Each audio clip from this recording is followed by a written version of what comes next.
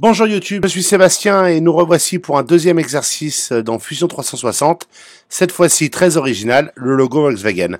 Ça vient du même compte Instagram, il n'y a pas de raison. On va jouer avec les angles et les positions des différentes choses. Et voir les lignes de construction au passage, ça peut être pratique. On va commencer par faire un nouveau composant. Donc hop, on va l'appeler de façon très originale exercice 2. Voilà. Il est actif, il y a le petit point. Donc, hop, une esquisse.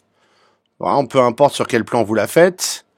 Et on va commencer tout de suite avec un cercle. J'utilise le centre du plan de travail, mais peu importe, hein, là encore. Tout part du centre de ce premier cercle, donc vous le faites où vous voulez. Celui-là, il fait 100. Le deuxième, hop, 83. Je me base toutes les mesures sur le dessin, hein. Je n'ai pas plus d'infos que ça. Maintenant, on va faire des lignes de construction. Donc, à droite, dans la palette d'esquisse, je passe en mode ligne de construction. Zou. J'en fais une horizontale qui passe par le centre du cercle. J'en fais une deuxième. Le raccourci pour ligne, c'est L, si jamais. On va dézoomer un peu. En train de faire n'importe quoi, moi, c'est bien. La deuxième, zou. Hop. On a maintenant deux lignes de construction. Les lignes de construction, c'est pratique, ça permet de s'y référencer pour faire d'autres choses. On va quitter le mode ligne de construction et on va commencer par une ligne horizontale ici. Hop. On va la dimensionner. Elle doit être à 1,25 du centre du cercle. On n'avait pas besoin de la ligne de construction en fait pour faire ça, mais c'est pas grave. On l'a, on va l'utiliser. On aurait juste pu le faire avec le centre du cercle. Pas très important, ça vous permet de voir les lignes de construction au passage.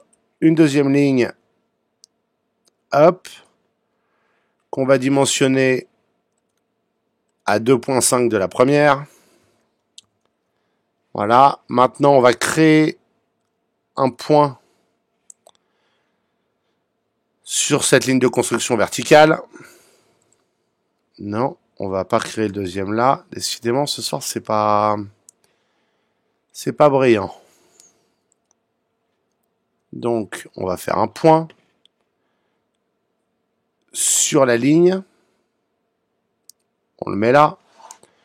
Maintenant, on va dimensionner ces points pour les mettre à 10 cm, à 10 mm, pardon, de la ligne faite précédemment de part et d'autre. Hop. 10. C'est pas ça que je voulais, mais on va le résoudre. Si vous avez comme moi la ligne de construction qui a bougé, on va utiliser les contraintes en haut, on va la rendre coïncidente avec le centre du cercle. Comme ça, elle peut plus bouger. Vous pouvez voir qu'elle est passée en noir. Parfois, vous avez ces problèmes dans Fusion de choses qui bougent dans le mauvais sens par rapport à ce que vous voulez. Donc, mettre une contrainte pour figer un point de repère peut être pratique. Maintenant qu'on a ça, on veut une ligne qui part d'ici. Ça étant 90 degrés, on veut que ce soit à 114. Non, alors, c'est pas ça. C'est pas là qu'on voulait. C'était l'angle qu'on voulait à 114. Hop. Et on va la rendre tangente avec le cercle. On va maintenant en faire une autre qui arrive au même point sur le cercle par rapport à la ligne. Donc, on peut se servir de ça comme d'une référence. On va faire pareil en haut. Hop, il nous propose le même angle par défaut parce qu'il est malin. Et ça, c'est ce qui est vachement sympa dans Fusion. C'est qu'il y a des tas de fonctions qui lui font deviner ce qu'on veut. Donc, vous voyez, là, il me la met parallèle à l'autre. Donc, je sais que mon angle sera bon. On va le vérifier par acquis de conscience. Mais entre là et là, j'ai bien 48. Maintenant qu'on a ça, on va créer une autre ligne qui parte de la ligne horizontale qu'on a créée. Et on veut qu'elle soit parallèle à l'autre. Et donc, on va se balader sur le cercle. Voilà, là il nous l'a contraint parallèle, c'est ce qu'on veut. Et on va en faire une deuxième. J'aime bien survoler ce à quoi je veux, un référentiel. Ça semble aider Fusion à le faire. On va faire la même chose en bas. Hop, une ligne parallèle. Et on recommence.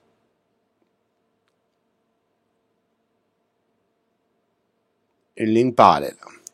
Maintenant, on va dimensionner tout ça. De là à là, on veut que ce soit à 10 mm. De là à là, on veut que ce soit à 10 mm. Oula, ça s'est mal passé. C'est que ma ligne ma ligne ne devait pas être parallèle, j'ai dû faire une bêtise. Donc c'est pas grave, on va faire une contrainte, celle parallèle, et on va mettre ça parallèle à ça. Voilà, ça nous l'a mis parallèle. Donc maintenant qu'elles sont parallèles, hop, on peut la mettre à 10. Là on va faire pareil, on va la mettre à 10. Et la même chose ici, à 10. Maintenant, on continue. On prend le point de contact ici sur le cercle. Et on va monter une ligne parallèle aux autres. Alors, on va survoler ça parce qu'on voudrait une parallèle à ça. Voilà. Hop. Jusqu'au cercle. La même chose de l'autre côté. Voilà, il nous dit que c'est parallèle. C'est magnifique.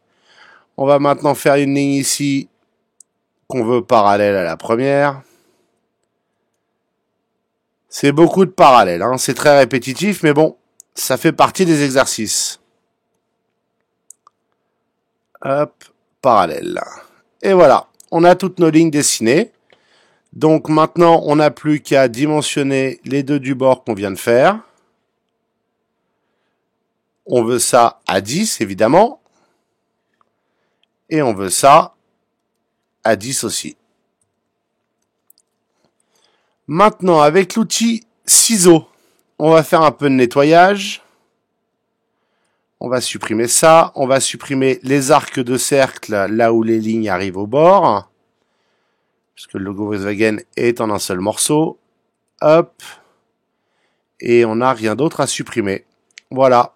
On a fini notre esquisse. Donc maintenant, on va terminer l'esquisse et on va retrouver le dessin. Ah non, on a oublié de couper quelque chose. C'est ça qui se passe quand on fait pas attention. Donc on retourne dans l'esquisse. On reprend les ciseaux.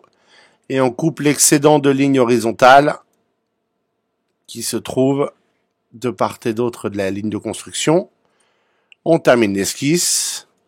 Maintenant, on va l'extruder par principe. Si on sélectionne un endroit du logo, tout est sélectionné. On l'extrude de 10. Et voilà, on a un logo Volkswagen. Et vous pouvez en faire ce que vous voulez. Vous pourriez par exemple l'imprimer en 3D si c'était votre objectif, ou l'usiner sur une CNC.